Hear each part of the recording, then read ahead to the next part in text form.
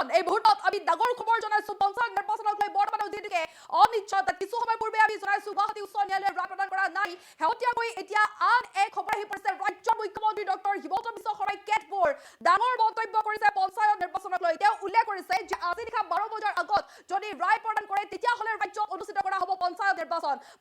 নিৰ্বাচন কেতিয়া অনুষ্ঠিত কৰা হ'ব আমি জনাইছো কি হ'ব পঞ্চায়ত নিৰ্বাচন কি হ'ব কেতিয়া অনুষ্ঠিত কৰা হ'ব ৰাজ্যৰ মুখ্যমন্ত্ৰীগৰাকীয়ে কেতবোৰ বিস্ফোৰক মন্তব্য কৰিছে গ্ৰাফিক্স প্লেটৰ জৰিয়তে আমি মুহূৰ্তত ব্ৰেকিং নিউজ আপোনালোকৰ মাজত লৈ আহিছো পঞ্চায়ত নিৰ্বাচনক লৈ ৰাজ্যৰ মুখ্যমন্ত্ৰী ডক্টৰ হিমন্ত বিশ্ব শৰ্মাই ইতিমধ্যে ডাঙৰ মন্তব্য কৰিছে কি কৈছে ৰাজ্যৰ মুখ্যমন্ত্ৰীগৰাকীয়ে আজি ন্যায়ালয়ে ৰায় নিদিলে মেট্ৰিক হায়াৰ ছেকেণ্ডাৰী পিছত অনুষ্ঠিত কৰা হ'ব পঞ্চায়ত নিৰ্বাচন নিশা 12 বজাৰ আগত ৰায় নিদিলে পঞ্চায়ত নিৰ্বাচনৰ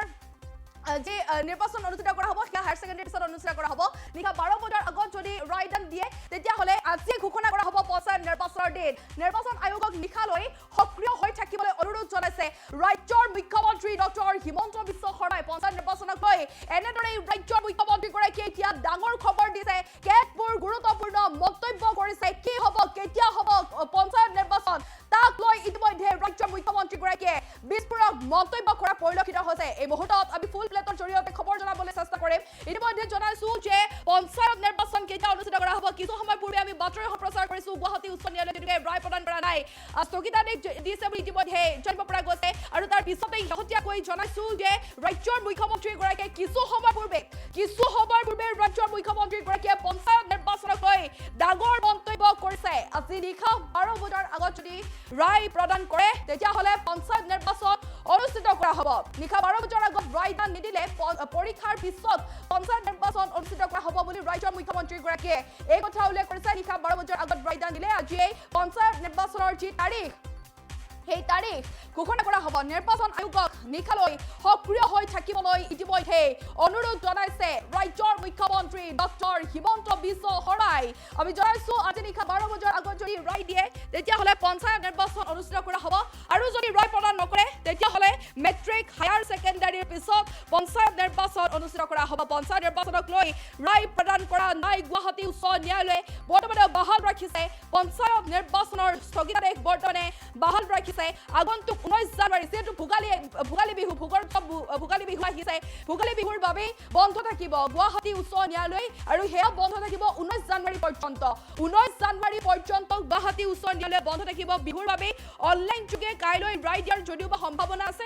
তৎসত্ত্বেও কিন্তু অনিশ্চয়তা আছে পঞ্চায়ত নিৰ্বাচন সেই বাতৰি আমি সম্প্ৰচাৰ কৰিছো আৰু এই মুহূৰ্তত যদি আমি চাব যাওঁ তেতিয়াহ'লে ৰাজ্যৰ মুখ্যমন্ত্ৰী ডক্টৰ হিমন্ত বিশ্ব শৰ্মাই কিছু সময়ৰ পূৰ্বেই সংবাদমেল যোগে কেতবোৰ ডাঙৰ মন্তব্য কৰিছে মুখ্যমন্ত্ৰীগৰাকীয়ে কৈছে যে আজি নিশা 12 বজাৰ আগত যদি ৰায় দিয়ে তেতিয়াহ'লে পঞ্চায়ত নিৰ্বাচন অনুষ্ঠিত কৰা হ'ব পঞ্চায়ত নিৰ্বাচনৰ তাৰিখ লোৱা হ'ব আৰু যদি ৰায় প্ৰদান নকৰে তেতিয়াহ'লে মেট্ৰিক হায়াৰ ছেকেণ্ডাৰীৰ পিছত নিৰ্বাচন অনুষ্ঠিত কৰা হ'ব বুলি ইতিমধ্যে ৰাজ্যৰ মুখ্যমন্ত্ৰীগৰাকীয়ে সংবাদমেল যোগে এই কথা উল্লেখ কৰিছে পঞ্চায়ত নিৰ্বাচনক লৈ মুখ্যমন্ত্ৰীগৰাকীয়ে ডাঙৰ মন্তব্য কৰিছে কিছু সময়ৰ পূৰ্বে ন্যায়ালয়ে ৰায় দিলে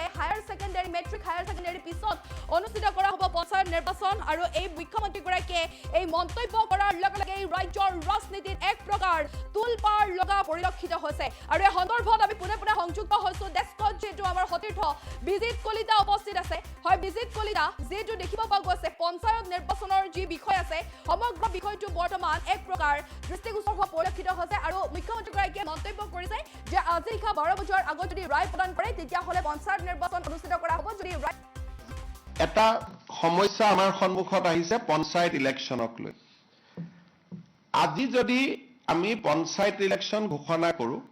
আমাক এমাহ সময় লাগে পঞ্চায়ত পাতিবৰ কাৰণে আৰু আজি আমি 10 জানুৱাৰীত আজি গধূলিলৈকে এতিয়া আমি বহি আছো গোটেই কেবিনেটখনে যে উচ্চ ন্যায়ালয়ৰ যিগৰাকী ন্যায়াধীশ মহামান্য তেখেতে কোৰ্টত আজি ঘোষণা কৰিছিলে যে আজিৰ ভিতৰত তেওঁ জাজমেন্টটো দিব কিন্তু এতিয়ালৈকে আমি বহি আছো জাজমেন্টটো অহা নাই গোটেই কেবিনেটখনে ইনফেক্ট 3 ঘণ্টা সময় আমি বহি আছিলো যে জাজমেন্টটো আহিব অলপ পিছত আহিব এতিয়া আহিব এনেকৈ আমি অপেক্ষা কৰি আছো ইনফেক্ট দিনৰ 2টা বজাৰ পৰা আমি অপেক্ষা কৰি আছিলো সাধাৰণতে চৰকাৰসমূহে পঞ্চায়ত পাতিব নোখোজে যে আমি পঞ্চায়ত নাপাতো ইমান ইলেকশ্যনত আমি ৰিস্ক নলওঁ বিশেষকৈ বিধানসভাৰ নিৰ্বাচনৰ আগে আগে কোনো চৰকাৰে পঞ্চায়ত পাতিব নোখোজে আমি পঞ্চায়ত পাতিবৰ কাৰণে উদ্গ্ৰীৱ হৈ বহি আছো কিন্তু এই পৰ্যন্ত মই অলপ আগতে মহাঅধিবক্তা দেৱজিৎ শইকীয়াক টেলিফোন কৰিছিলো তেওঁ কৈছে যে এই সময়লৈকে জাজমেন্টটো ডিক্টেশ্যন হৈ আছে জাজমেন্ট অহা নাই বা যি ধৰণৰ কথা আজি যদি ৰাতি 12টাৰ আগতে আমি জাজমেন্টটো নাপাওঁ পজিটিভ বা নিগেটিভ যি নহওক তেতিয়াহ'লে আমি পঞ্চায়ত ইলেকশ্যনটো একেবাৰে মেট্ৰিক বা হায়াৰ ছেকেণ্ডাৰী পৰীক্ষাৰ পিছলৈকে লৈ যাব লাগিব কাৰণ 14 ফেব্ৰুৱাৰীৰ পৰা মেট্ৰিক আৰু হায়াৰ ছেকেণ্ডাৰী আৰম্ভ হ'ব আৰু যদি এবাৰ ইলেকশ্যন কৰিলে একমাহ সময় লাগে নটিফিকেশ্যনৰ পৰা আৰু দুটা ফেজত কৰিলে আজি হ'ল 10 তাৰিখ 10 ফেব্ৰুৱাৰীত এটা হ'ব পাৰে 12 ফেব্ৰুৱাৰীত এটা ইলেকশ্যন হ'ব পাৰে কিন্তু আজি যদি ৰাতি 12টাৰ আগতে যদি হাইকোৰ্টৰ পৰা অৰ্ডাৰটো লাইন নাহে আৰু পিছত 10 দিনো হাইকোৰ্ট বন্ধ আছে গতিকে তাৰ পৰিপ্ৰেক্ষিতত মই ভাবো যে পঞ্চায়ত ইলেকশ্যন পতাটো অসম্ভৱ হৈ পৰিব কাৰণ মেট্ৰিক আৰু হায়াৰ ছেকেণ্ডাৰী পৰীক্ষাৰ মাজত পঞ্চায়ত ইলেকশ্যন পাতিব পৰা নাযাব গতিকে যিসকলে মোক সুধি আছে যে পঞ্চায়ত ইলেকশ্যন কেতিয়া হ'ব মোৰ উত্তৰ এইটোৱে যে চৰকাৰে আজি 3 দিন ধৰি আৰু কেছবিলাক হৈছে অকল এটা কৰিমগঞ্জ জিলাৰ 19খন পঞ্চায়ত লৈ বাকী অসমখন ইয়াৰ লগত জড়িত নাই কৰিমগঞ্জ জিলাৰ 19খন পঞ্চায়ত লাগিলে কৰিমগঞ্জ জিলাত ইলেকশ্যন নাপাতিলেও হৈ গ'লহেঁতেন বাকী জায়গাখিনিত ইলেকশ্যন পাতিব আমি অনুমতিটো পালে আমি ইলেকশ্যন পাতি দিলোহেঁতেন এই 12টা বজালৈকে আমি অপেক্ষা কৰিম কিন্তু আজি যদি ৰাতি 12টা বজাৰ ভিতৰত যদি নাহেগৈ হাইকোৰ্টৰ পৰা তেতিয়াহ'লে মই ভাবো যে মেট্ৰিক আৰু হায়াৰ ছেকেণ্ডাৰী পৰীক্ষাৰ আগত ইলেকশ্যন হোৱাটো অসম্ভৱ হৈ পৰিব আৰু এই ইলেকশ্যনত পিছুৱাবৰ কাৰণে কোনে লাগি আছে কংগ্ৰেছ দলৰ কৰিমগঞ্জ দলৰ প্ৰাৰ্থী হাফিজ ৰফিজ আহমেদ চৌধুৰীয়ে গোটেই কেছটো কৰি আছে আৰু তাৰ পৰা বুজা যায় যে গোটেই পঞ্চায়ত ইলেকশ্যন খেলিবৰ বাবে হাফিজ ৰফিজ চৌধুৰী আৰু তেওঁৰ সংগীসকলে সাহস কৰিব পৰা নাই আৰু সেইকাৰণে কেছটো কৰি পেলাই পঞ্চায়তটো পিছুৱাই আছে নিয়মমতে পঞ্চায়ত পাতিব লাগে যে চৰকাৰক বিপদত পেলাওঁ পঞ্চায়ত পাতি দিওঁ কিন্তু ইয়াত ওলোটা হৈছে যে বিৰোধী পক্ষৰ একাংশ কাৰণ হাফিজ ৰফিজ চৌধুৰী কংগ্ৰেছ দলৰ অফিচিয়েল কেণ্ডিডেট হয় আৰু আন যিগৰাকী অধিবক্তা তেওঁ কংগ্ৰেছ দলৰ দিনতে চলিচিটৰ জেনেৰেল হৈছিলে দিল্লীত গতিকে দুইজন অধিবক্তাই আজিও তেওঁলোকে আৰ্গুমেণ্ট 3 দিন আগত চেজ হ'ল আজিও 2 ঘণ্টা আৰ্গুমেণ্ট কৰিছে গতিকে কিহৰ কাৰণে তেওঁলোক পঞ্চায়তৰ কাৰণে সাজু হ'ব পৰা নাই মই নাজানো কিন্তু তৃণমূলক গণতন্ত্ৰ বচাবৰ বাবে এইবাৰ আমি বহুত কৰিছিলো পাৰ্টি লেছ কৰি দিছিলো যে কোনো পাৰ্টিৰ হ'ব নালাগে যাতে অৱসৰপ্ৰাপ্ত শিক্ষক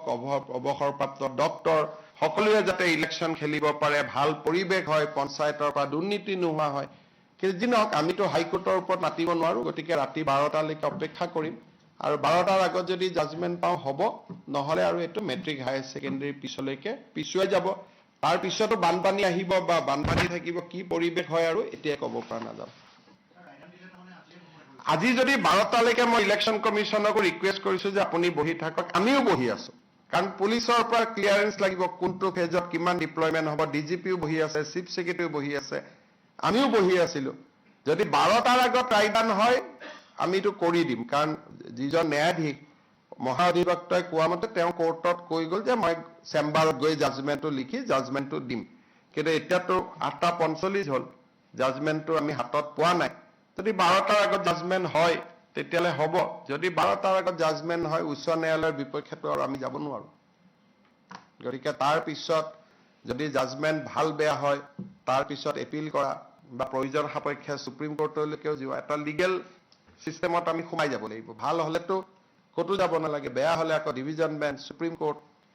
এটা দীঘলীয়া প্ৰক্ৰিয়া তাত আমি সোমাই যাব লাগিব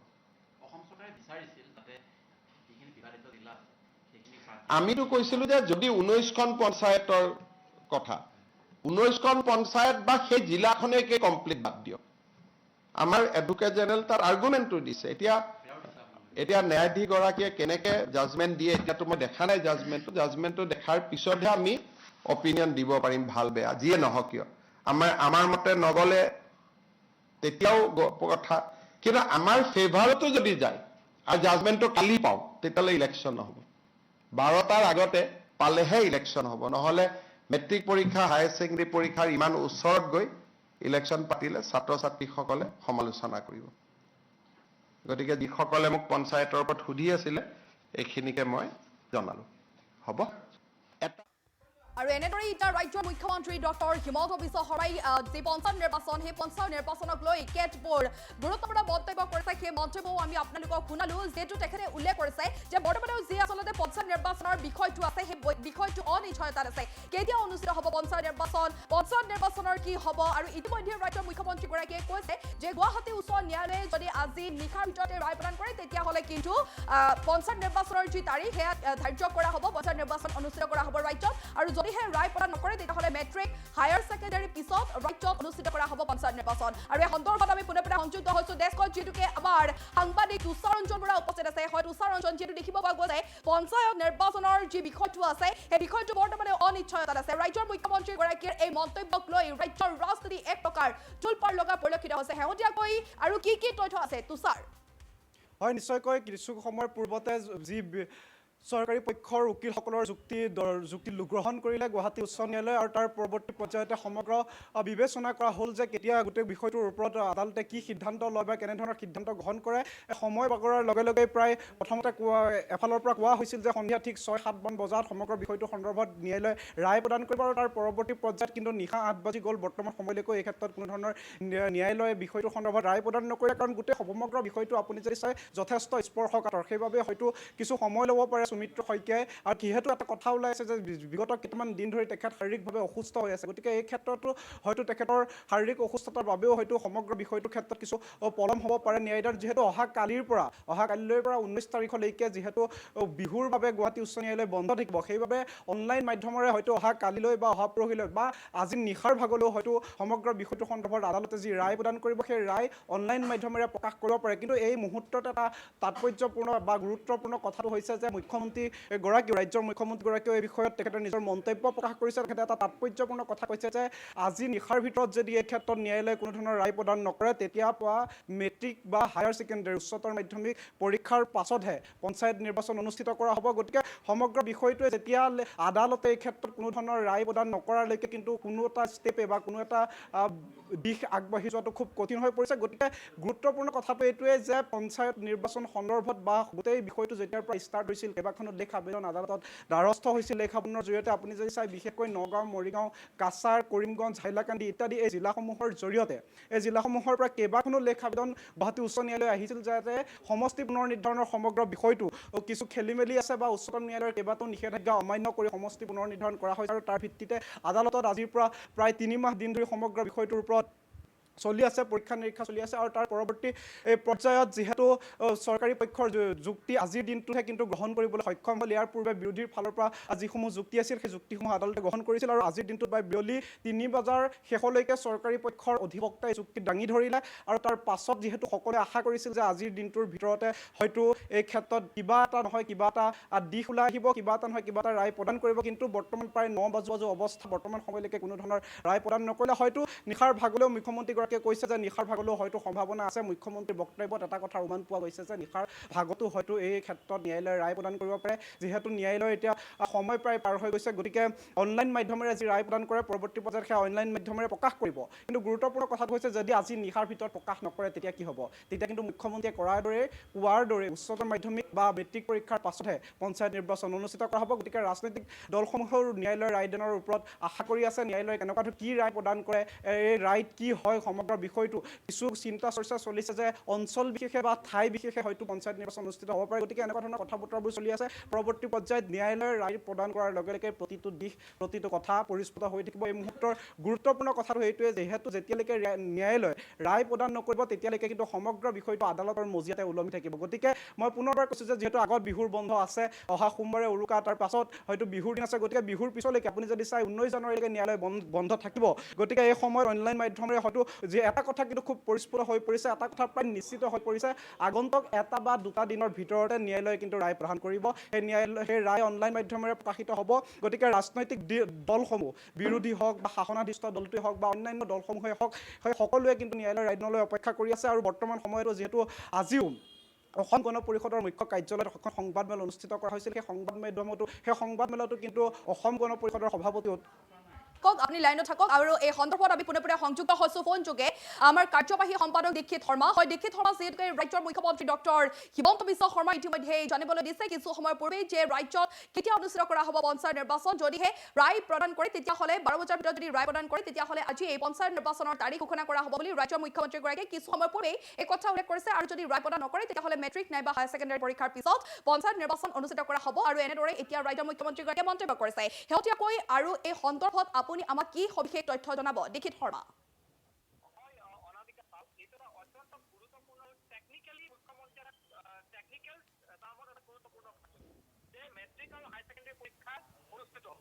আৰু ৰাজ্য চৰকাৰে বিচাৰি আছিল যে মেট্ৰিক আৰু হাই ছেকেণ্ডাৰী পৰীক্ষাৰ আগত পঞ্চায়ত নিৰ্বাচন হৈ যাব যদিহে পঞ্চায়ত নিৰ্বাচন মেট্ৰিক আৰু হাই ছেকেণ্ডাৰীৰ আগত নহয় তেতিয়াহ'লে মেট্ৰিক আৰু হাই ছেকেণ্ডাৰীৰ পিছত যাব মেট্ৰিক আৰু হাই ছেকেণ্ডাৰীৰ পিছত যদি যায় তেতিয়াহ'লে আপুনি তাত কেতিয়া হ'ব মাৰ্চৰ শেষলৈকে প্ৰায় মেট্ৰিক আৰু হাই ছেকেণ্ডাৰী চলি থাকে তাৰমানে মাৰ্চৰ পিছত যদি হয় মাৰ্চৰ শেষলৈকে নহয় মাৰ্চৰ শেষত যদি নহয় তেতিয়াহ'লে এপ্ৰিলত বহাগৰ বিহুৰ সময়ত হ'ব নোৱাৰে তেতিয়াহ'লে এই নিৰ্বাচন যদি আজি নিশা 12 বজাৰ ভিতৰত নহয় তেতিয়াহ'লে এই নিৰ্বাচন কিন্তু পাবগৈ আপুনি চাওক মে' বা জুন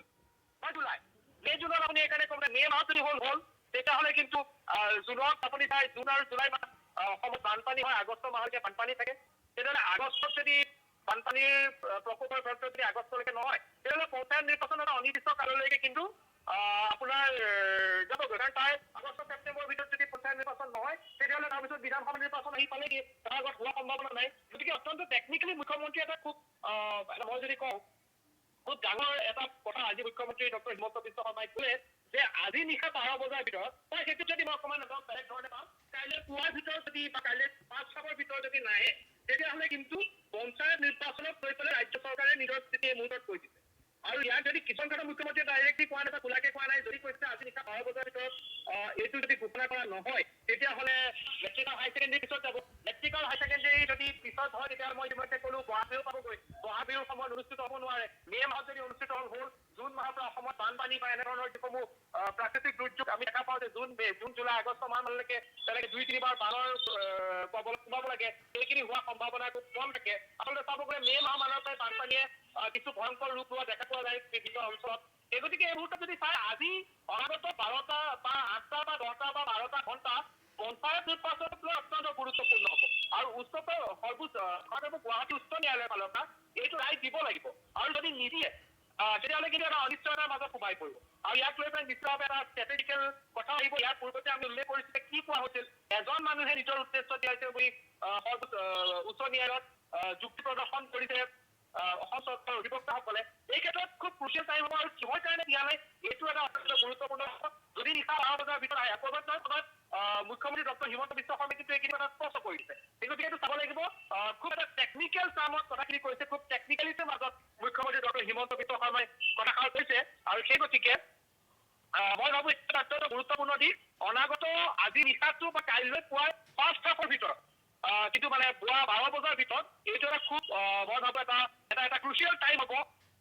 পঞ্চায়ত নিৰ্বাচনক লৈ পেলাই আৰু সেই গতিকে মুখ্যমন্ত্ৰীয়ে এইটো কথা স্পষ্ট কৰিছে আমি আৰু অনাগত 12 ঘণ্টা কিন্তু পলিটিকেলি পঞ্চায়ত নিৰ্বাচনক চাবলৈ বা ৰাজনৈতিকভাৱে এটা খুব এটা ক্ৰুচিয়েল পিৰিয়ডৰ মাজত এই মুহূৰ্তত যদি আমি আছোঁ বুলিব তেতিয়াহ'লে ভুল নহ'ব অনামিকা হয় ধন্যবাদ জ্ঞাপন কৰিছোঁ দীক্ষিত শৰ্মা আৰু পোনে আমি যিহেতুকে সংযোগ স্থাপন কৰিছিলোঁ গতিকে তেওঁ আমাক সবিশেষ জনাইছে তাৰ কাৰণে ধন্যবাদ আৰু এই সন্দৰ্ভত আমি আকৌ পুনৰবাৰ ডেস্কত যি তুষাৰ আছিলে সেই তুষাৰকো ধন্যবাদ জ্ঞাপন কৰিছোঁ সবিশেষ খবৰ জনোৱাৰ বাবে আৰু এনেদৰে ৰাজ্যৰ মুখ্যমন্ত্ৰীগৰাকীয়ে ডাঙৰ ঘোষণা কৰিছে যে আজি নিশা 12 বজাৰ আগত যদি ৰায় প্ৰদান কৰে তেতিয়াহ'লে ৰাজ্যত অনুষ্ঠিত হ'ব পঞ্চায়ত নিৰ্বাচন যদিহে ৰায় প্ৰদান নকৰে তেতিয়াহ'লে মেট্ৰিক নাইবা হায়াৰ ছেকেণ্ডাৰী পৰীক্ষাৰ পিছত অনুষ্ঠিত হ'ব পঞ্চায়ত নিৰ্বাচন মুখ্যমন্ত্ৰীগৰাকীৰ যি মন্তব্য সেয়া আমি পুনৰবাৰ আপোনালোকৰ মাজত লৈ আহিছোঁ এটা সমস্যা আমাৰ সন্মুখত আহিছে পঞ্চায়ত ইলেকশ্যনক লৈ আজি যদি আমি পঞ্চায়ত ইলেকশ্যন ঘোষণা কৰোঁ আমাক এমাহ সময় লাগে পঞ্চায়ত পাতিবৰ কাৰণে আৰু আজি আমি 10 জানুৱাৰীত আজি গধূলিলৈকে এতিয়া আমি বহি আছোঁ গোটেই কেবিনেটখনে যে উচ্চ ন্যায়ালয়ৰ যিগৰাকী ন্যায়াধীশ মহামান্য তেখেতে কোৰ্টত আজি ঘোষণা কৰিছিলে যে আজিৰ ভিতৰত তেওঁ জাজমেণ্টটো দিব কিন্তু এতিয়ালৈকে আমি বহি আছোঁ জাজমেণ্টটো অহা নাই গোটেই কেবিনেটখনে ইনফেক্ট 3 ঘণ্টা সময় আমি বহি আছিলোঁ যে জাজমেণ্টটো আহিব অলপ পিছত আহিব এতিয়া আহিব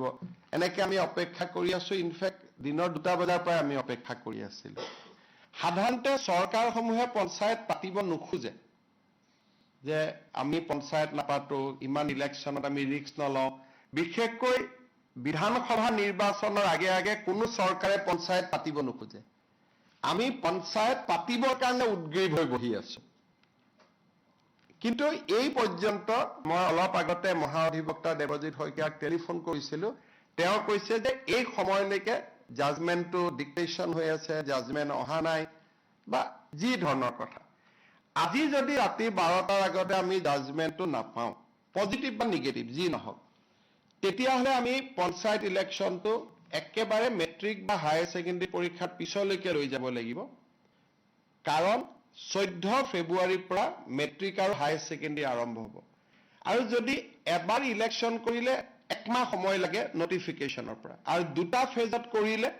আজি হ'ল 10 তাৰিখ, 10 ফেব্ৰুৱাৰীত এটা হ'ব পাৰে, 12 ফেব্ৰুৱাৰীত এটা ইলেকশ্যন হ'ব পাৰে। কিন্তু আজি যদি ৰাতি 12টাৰ আগতে যদি হাইকোৰ্টৰ পৰা অৰ্ডাৰটো ওলাই নাহে, আৰু পিছৰ 10 দিনো হাইকোৰ্ট বন্ধ আছে, গতিকে তাৰ পৰিপ্ৰেক্ষিতত মই ভাবো যে পঞ্চায়ত ইলেকশ্যন পতাটো অসম্ভৱ হৈ পৰিব। কাৰণ মেট্ৰিক আৰু হায়াৰ ছেকেণ্ডেৰী পৰীক্ষাৰ মাজত পঞ্চায়ত ইলেকশ্যন পাতিব পৰা নাযাব। গতিকে যিসকলে মোক সুধি আছে যে পঞ্চায়ত ইলেকশ্যন কেতিয়া হ'ব, মোৰ উত্তৰ এইটোৱে যে চৰকাৰে আজি 3 দিন ধৰি, আৰু কেছবিলাক হৈছে অকল এটা কৰিমগঞ্জ জিলাৰ 19খন পঞ্চায়ত লৈ, বাকী অসমখন ইয়াৰ লগত জড়িতই নাই। কৰিমগঞ্জ জিলাৰ 19খন পঞ্চায়ত, লাগিলে কৰিমগঞ্জ জিলাত ইলেকশ্যন নাপাতিলেও হৈ গ'লহেঁতেন। বাকী জেগাখিনিত ইলেকশ্যন পাতিব, আমি অনুমতিটো পালে আমি ইলেকশ্যন পাতি দিলোহেঁতেন। এই 12টা বজালৈকে আমি অপেক্ষা কৰিম। কিন্তু আজি যদি ৰাতি 12টা বজাৰ ভিতৰত যদি নাহেগৈ হাইকোৰ্টৰ পৰা, তেতিয়াহ'লে মই ভাবো যে মেট্ৰিক আৰু হায়াৰ ছেকেণ্ডেৰী পৰীক্ষাৰ আগত ইলেকশ্যন হোৱাটো অসম্ভৱ হৈ পৰিব। আৰু এই ইলেকশ্যনো পিছুৱাবৰ কাৰণে কোনে লাগি আছে? কংগ্ৰেছ দলৰ, কৰিমগঞ্জ দলৰ প্ৰাৰ্থী হাফিজ ৰফিজ আহমেদ চৌধুৰীয়ে গোটেই কেছটো কৰি আছে। আৰু তাৰ পৰা বুজা যায় যে গোটেই পঞ্চায়ত ইলেকশ্যন খেলিবৰ বাবে হাফিজ ৰফিজ চৌধুৰী আৰু তেওঁৰ সংগীসকলে সাহস কৰিব পৰা নাই, আৰু সেইকাৰণে কেছটো কৰি পেলাই পঞ্চায়তটো পিছুৱাই আছে। নিয়মমতে পঞ্চায়ত পাতিব লাগে যে চৰকাৰক বিপদত পেলাওঁ, পঞ্চায়ত পাতি দিওঁ। কিন্তু ইয়াত ওলোটা হৈছে যে বিৰোধী পক্ষৰ একাংশই, কাৰণ হাফিজ ৰফিজ চৌধুৰী কংগ্ৰেছ দলৰ অফিচিয়েল কেণ্ডিডেট হয়, আৰু আন যিগৰাকী অধিবক্তা তেওঁ কংগ্ৰেছ দলৰ দিনতে চলিচিটৰ জেনেৰেল হৈছিলে দিল্লীত। গতিকে 2জন অধিবক্তাই আজিও তেওঁলোকে আৰ্গুমেণ্ট 3 দিন আগত চেজ হ'ল, আজিও 2 ঘণ্টা আৰ্গুমেণ্ট কৰিছে। গতিকে কিহৰ কাৰণে তেওঁলোক পঞ্চায়তৰ কাৰণে সাজু হ'ব পৰা নাই মই নাজানো। কিন্তু তৃণমূলত গণতন্ত্ৰ বচাবৰ বাবে এইবাৰ আমি বহুত কৰিছিলোঁ। পাৰ্টি লেছ কৰি দিছিলোঁ যে কোনো পাৰ্টিৰ হ'ব নালাগে, যাতে অৱসৰপ্ৰাপ্ত শিক্ষক, অৱসৰপ্ৰাপ্ত ডক্তৰ সকলোৱে যাতে ইলেকশ্যন খেলিব পাৰে, ভাল পৰিৱেশ হয়, পঞ্চায়তৰ পৰা দুৰ্নীতি নোহোৱা হয়। কিন্তু যি নহওক আমিতো হাইকোৰ্টৰ ওপৰত মাতিব নোৱাৰো। গতিকে ৰাতি 12টালৈকে অপেক্ষা কৰিম, আৰু 12টাৰ আগত যদি জাজমেণ্ট পাওঁ হ'ব, নহ'লে আৰু এইটো মেট্ৰিক হায়াৰ ছেকেণ্ডেৰী পিছলৈকে পিছুৱাই যাব। তাৰ পিছতো বানপানী আহিব বা বানপানী থাকিব, কি পৰিৱেশ হয় আৰু এতিয়াই ক'ব পৰা নাযাব। আজি যদি 12টালৈকে মই ইলেকশ্যন কমিশ্যনকো ৰিকুৱেষ্ট কৰিছো যে আপুনি বহি থাকক, আমিও বহি আছো। কাৰণ পুলিচৰ পৰা ক্লিয়াৰেন্স লাগিব, কোনটো ফেজত কিমান ডিপ্লয়মেণ্ট হ'ব। ডিজিপিও বহি আছে, চিফ ছেক্ৰেটাৰীও বহি আছে, আমিও বহি আছিলো। যদি 12টাৰ আগত ৰায়দান হয় আমিতো কৰি দিম। কাৰণ যিজন ন্যায়াধীশ মহাঅধিবক্তাই কোৱা মতে তেওঁ কোৰ্টত কৈ গ'ল যে মই চেম্বাৰত গৈ জাজমেণ্টটো লিখি জাজমেণ্টটো দিম। কিন্তু এতিয়াতো 8:45 হ'ল, জাজমেণ্টটো আমি হাতত পোৱা নাই। যদি 12টাৰ আগত জাজমেণ্ট হয় তেতিয়াহ'লে হ'ব। যদি 12টাৰ আগত জাজমেণ্ট নহয়, উচ্চ ন্যায়ালয়ৰ বিপক্ষেতো আৰু আমি যাব নোৱাৰো। গতিকে তাৰ পিছত যদি জাজমেণ্ট ভাল বেয়া হয়, তাৰ পিছত এপিল কৰা বা প্ৰয়োজন সাপেক্ষে সুপ্ৰিম কোৰ্টলৈকেও যোৱা এটা লিগেল চিষ্টেমত আমি সোমাই যাব লাগিব। ভাল হ'লেতো ক'তো যাব নালাগে, বেয়া হ'লে আকৌ ডিভিজন বেঞ্চ, সুপ্ৰিম কোৰ্ট, এটা দীঘলীয়া প্ৰক্ৰিয়া এটাত আমি সোমাই যাব লাগিব। আমিতো কৈছিলো যে যদি 19খন পঞ্চায়তৰ কথা, 19খন পঞ্চায়ত বা সেই জিলাখনে কমপ্লিট বাদ দিয়ক, আমাৰ এডভোকেট জেনেৰেল তাত আৰ্গুমেণ্টটো দিছে। এতিয়া ন্যায়াধীশগৰাকীয়ে কেনেকে জাজমেণ্ট দিয়ে এতিয়াতো মই দেখা নাই জাজমেণ্টটো দেখাৰ পিছতহে আমি অপিনিয়ন দিব পাৰিম, ভাল বেয়া যিয়ে নহওক কিয়। আমাৰ মতে নগ'লে তেতিয়াও কথা, কিন্তু আমাৰ ফেভাৰতো যদি যায় আৰু জাজমেণ্টটো কালি পাওঁ তেতিয়াহ'লে ইলেকশ্যন নহ'ব 12টাৰ আগতে পালেহে ইলেকশ্যন হ'ব নহ'লে মেট্ৰিক পৰীক্ষা হায়াৰ ছেকেণ্ডেৰী পৰীক্ষাৰ ইমান ওচৰত গৈ ইলেকশ্যন পাতিলে ছাত্ৰ ছাত্ৰীসকলে সমালোচনা কৰিব গতিকে যিসকলে মোক পঞ্চায়তৰ ওপৰত সুধি আছিলে এইখিনিকে মই জনালো হ'ব এটা